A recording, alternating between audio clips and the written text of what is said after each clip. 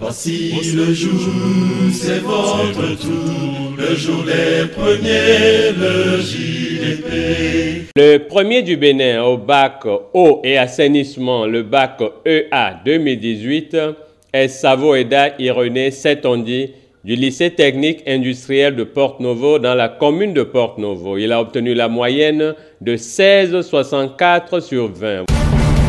Voici ses notes. Français 13 sur 20. Projet d'exploitation 14 sur 20. Assainissement 15 sur 20. Mobilisation des ressources en eau 16 sur 20. Réseau hydraulique 17 sur 20. Sciences physiques 17 sur 20. Anglais 18 sur 20. Mathématiques 19 sur 20. Et traitement de l'eau 20 sur 20. Au Bénin, au bac EA 2018, 302 candidats ont composé, 157 candidats sont admis et 145 candidats ont échoué. Écoutons ici les secrets de réussite du premier du Bénin au bac EA 2018. Il les livre au micro de René Nana, le président de l'ONG Le Jour des Premiers. Savoeda Irené, comment se déroule de façon générale l'une de tes journées, du réveil jusqu'au coucher en passant par les cours? Comment est-ce que ça se déroule? Je vous remercie beaucoup. D'abord, quand je me réveille le matin, souvent à 5h, 5h30, je prie. C'est la première des choses à faire. Parce que sans la prière, si tu démarres ta journée, bon, ça peut mal tourner des fois. Donc je prie d'abord et après les cours que j'ai dans la journée, souvent les cours de la matinée, je prends les cahiers et puis j'essaie de voir un peu ce qu'on a eu à faire au cours passé. Et après ça, je m'apprête et je vais à l'école. Et en classe, je vous assure, je reste très attentif, pas de stress. Je reste très attentif et je suis le professeur, je suis correctement le cours. Dans l'après-midi, je fais un peu ce que j'ai à faire. Et puis pour les cours de la soirée, je vais aussi, je suis très attentif. Et puis le soir, je dis, ça j'avoue, je fais un peu de sport de 30 minutes ou bien 40 minutes. Et puis je me lave, je vais à l'étude et puis je mange après. Je révise les cours de la journée qui va suivre, je révise un peu les cours, je prie et je dors aussi. L'une des matières principales de la filière eau et assainissement est traitement de l'eau, coefficient 4. Dans cette matière, tu as corrigé l'épreuve et tu as eu 20 sur 20. Quelles sont tes méthodes de travail en traitement de l'eau de façon détaillée pour aider tous les candidats du monde qui iront au bac EA 2019? Merci. En traitement, bon, on a la partie théorie et puis on a la partie pratique. Dans la partie théorie, chaque fois qu'on finit chaque chapitre, je fais le résumé parce que moi, au fait, franchement, je ne bichais pas le cours, je bichais pas. Donc comme c'est un truc un peu pratique, j'essaie de comprendre dès la classe.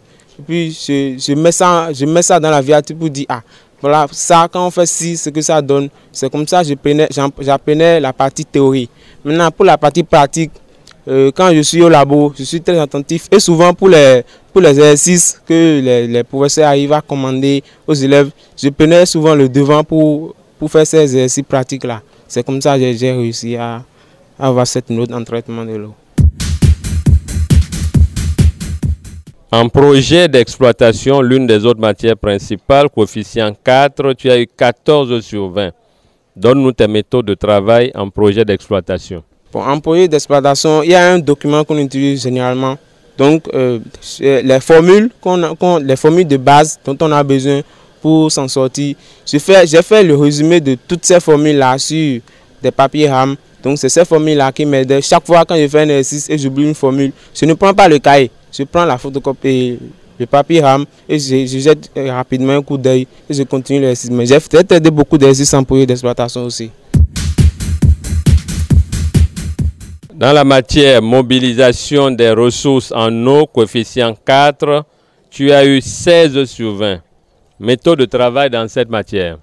Bon, en mobilisation, il faut bûcher un peu les coups parce qu'en griffe, tu ne peux pas t'en sortir sans avoir bûché les cours là. Donc j'essaie de bûcher. En bûching, je ne suis pas trop fort, mais je fais le résumé. Par exemple, si on prend une définition, si c'est assez long, je fais le résumé, c'est comme ça. J'ai fait le résumé de cours et j'apprends. Pour les maths, pour les parties calcul, parce qu'il y a un peu de calcul qu'on fait. Pour les parties calcul, je m'en sortais beaucoup, comme c'est pas trop dense.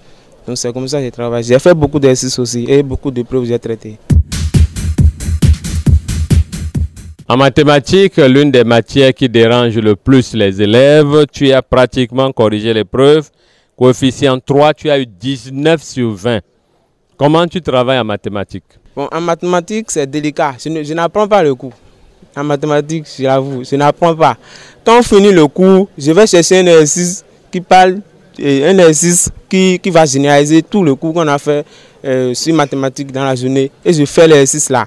Je vais voir les autres élèves, je prends, c'est leur cahier, je prends pour dire bon. Parce qu'en classe, je suis attentif. Donc tout ce que le professeur a dit, j'ai ça dans la tête.